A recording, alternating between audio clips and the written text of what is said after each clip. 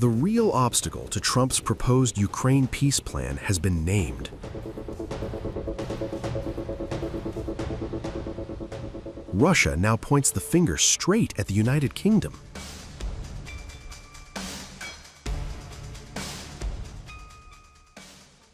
Moscow claims London is deliberately dragging the war on, even if it costs Ukraine everything.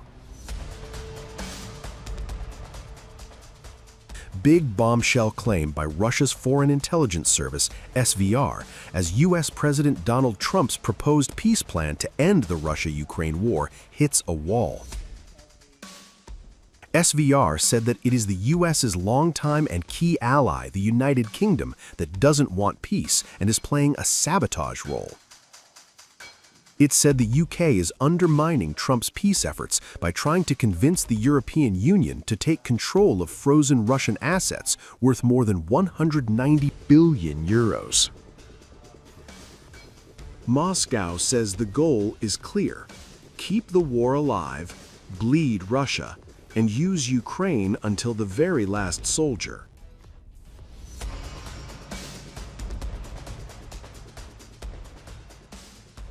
In a statement, the SVR claimed that the UK's leadership was desperately pushing for Brussels' decision to seize Russian assets, seeking to diminish US efforts in facilitating any peace mediation between Ukraine and Russia.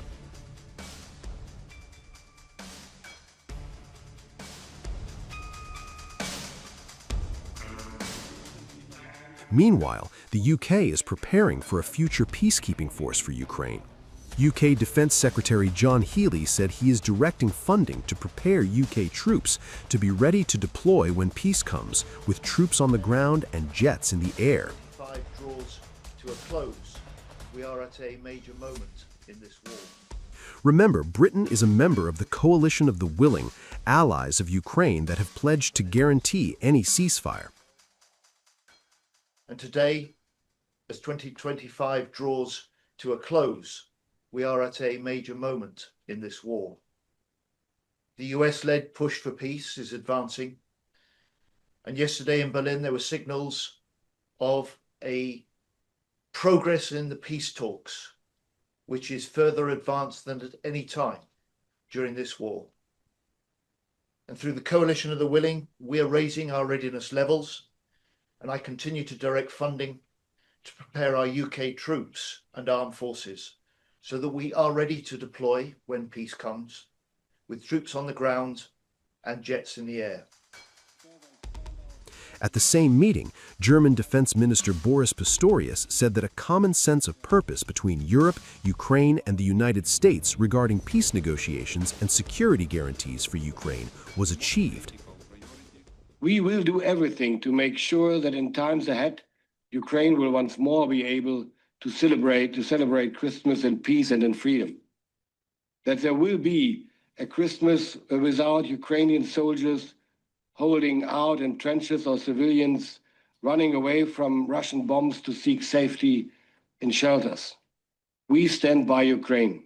The most critical priority is air defense.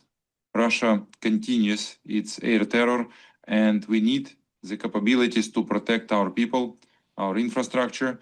Dear colleagues, dear friends, strong and coordinated decisions will accelerate our path toward a just and lasting peace. Now is the moment to bring it closer. The European Union intensified discussions concerning the frozen Russian assets within the bloc in recent weeks. European Commission President Ursula von der Leyen proposed using the funds to back a reparations loan to Ukraine. Last week, EU member states voted to keep the Russian sovereign funds temporarily frozen. To push through the controversial agenda, the bloc's leadership had to invoke emergency powers to bypass the unanimity requirement.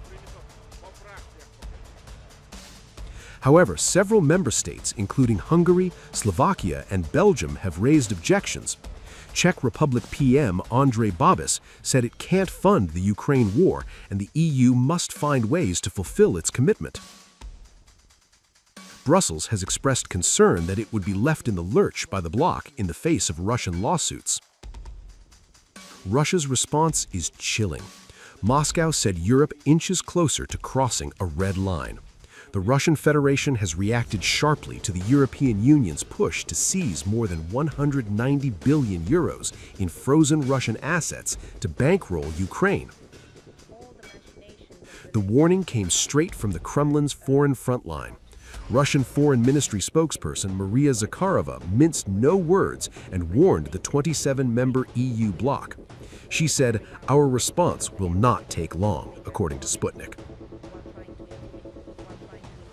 Lashing out at the EU, Zakharova said actions against sovereign Russian assets without Moscow's consent, whether confiscation, indefinite freezing, or rebranding them as so-called reparations loans, are entirely unlawful. She didn't stop there. Zakharova also added that no matter what pseudo-legal tricks Brussels employs to justify it, this is blatant theft.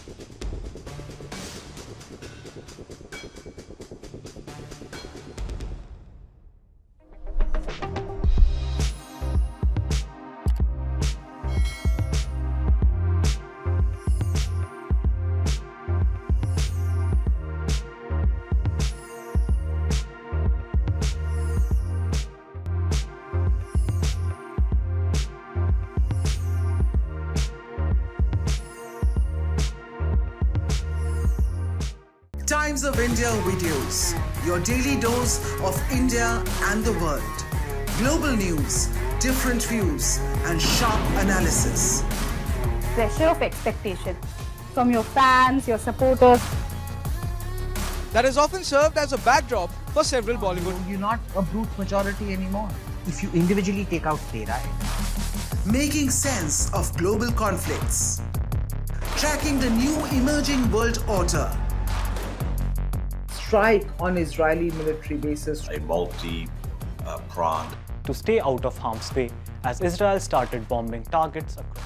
Understanding changing alliances in a polarized world.